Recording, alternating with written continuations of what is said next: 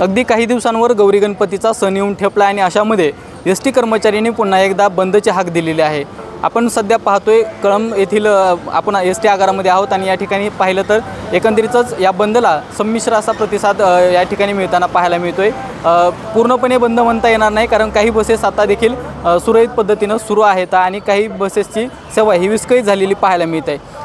एस.टीची सेवा ही विस्कळीत झाल्यामुळे त्या प्रवाशांना आपल्या ज्या ठिकाणी त्यांना पोहोचायचं आहे त्या ठिकाणी पोहोचण्यासाठी देखील अडथळा या ठिकाणी मोठा निर्माण होताना पाहायला मिळतोय। आणि एकंदरीतच परिस्थिती पाहिली तर एस.टी. कर्मचाऱ्यांच्या मुख्य 7 मागण्या आहेत, ज्या 7 मागण्यांना धरून या ठिकाणी आज धरणे आंदोलनासारखा पवित्रा एस.टी. कर्मचाऱ्यांनी घेतला आणि ऐन सणासुदीच्या वेळेत ह्या एस.टी. कर्मचाऱ्यांनी बंद पुकारल्यामुळे देखील या ठिकाणी आता प्रवाशांची देखील मोठी अडचण होताना पाहायला मिळते। आणि त्या एस.टी. कर्मचाऱ्यांनी जे बंद पुकारला त्यामध्ये आता बसेस चालू आहेत की बंद आहेत याबाबत देखील प्रवाशांचा संभ्रम आहे। त्यामुळे देखील काही प्रवासी या ठिकाणी अडकून पडलेले पाहायला मिळत आहेत।